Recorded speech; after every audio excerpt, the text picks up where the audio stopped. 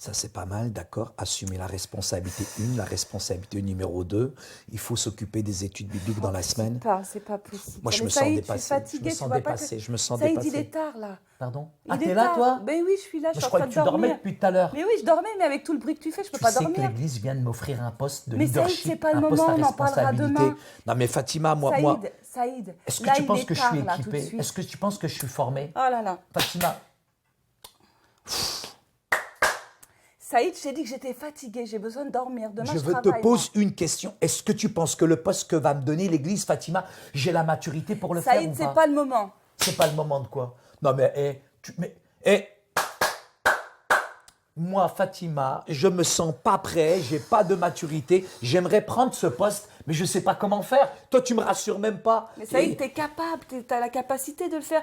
Maintenant, t'as confiance en toi, t'as grandi, t'as mûri, maintenant, t'es tout à fait capable. Ouais, mais je me sens pas vraiment à la hauteur de Mais prendre si cette t'es à la hauteur, responsabilité-là. Saïd, t'es à la hauteur. T'es vraiment à la hauteur, t'es vraiment capable. Tu vas réussir, tu vas y arriver.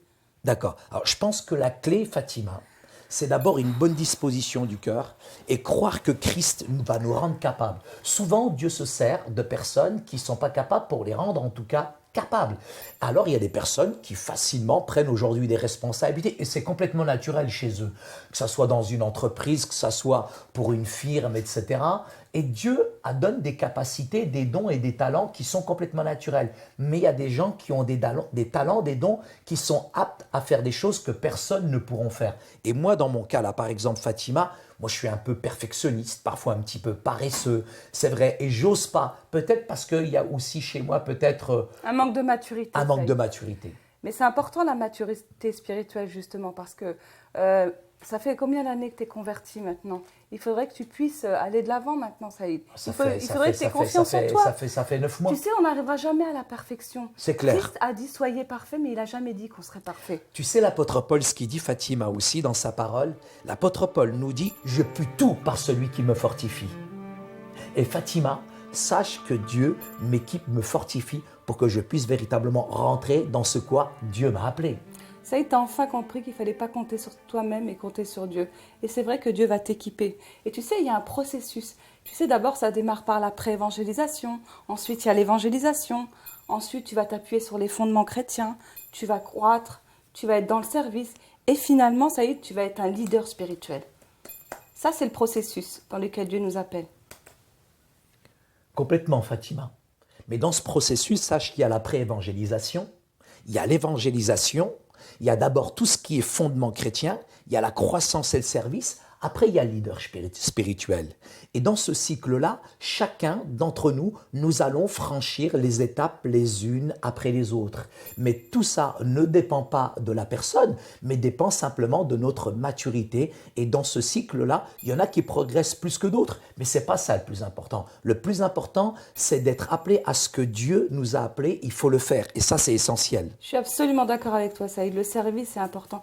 Et Jésus a dit lui-même qu'il avait besoin d'ouvriers. Et il y a un verset dans Luc, chapitre 10, les versets 1 à 2.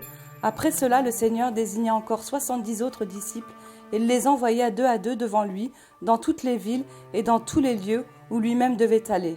Il leur dit, « La moisson est grande, mais il y a peu d'ouvriers.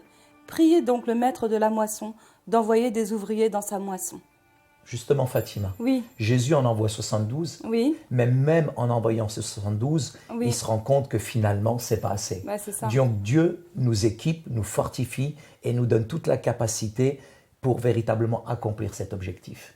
Mais tu sais, quelquefois, Dieu, il nous équipe, il nous qualifie, mais nous, on n'a pas confiance en nous. Et c'est vraiment important de prier pour avoir confiance en nous. Et tu sais, Saïd, là, je suis motivée, là. Je vais te lire des versets bibliques, là, parce que là, j'ai vraiment de l'inspiration et j'ai plein de versets bibliques qui me viennent en tête. Alors, écoute bien. Dans Philippiens 2,13, il dit « Car c'est Dieu qui produit en vous le vouloir et le faire selon son bon plaisir. » Et puis, il y a aussi 2 Pierre 1,3 où Dieu nous dit ceci « Comme sa divine puissance nous a donné tout ce qui contribue à la vie et à la piété, au moyen de la connaissance de celui qui nous a appelés par sa propre gloire et par sa vertu. » Ensuite, il y a Éphésiens 2:8, Eh Saïd. ben, t'en connais des versets. Car toi. c'est par la grâce que vous êtes sauvés, par le moyen de la foi. Et cela ne vient pas de vous, c'est le don de Dieu.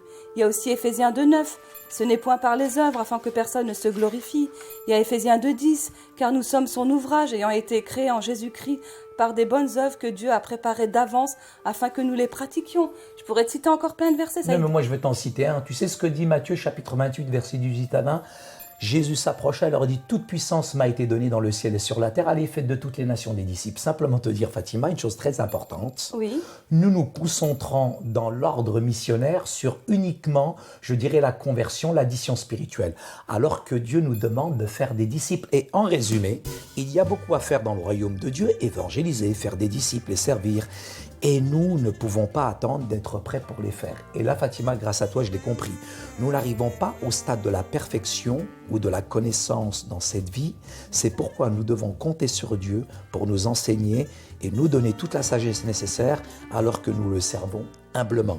Autre chose que j'ai compris, c'est la phase, Fatima, les différents cycles du discipulat.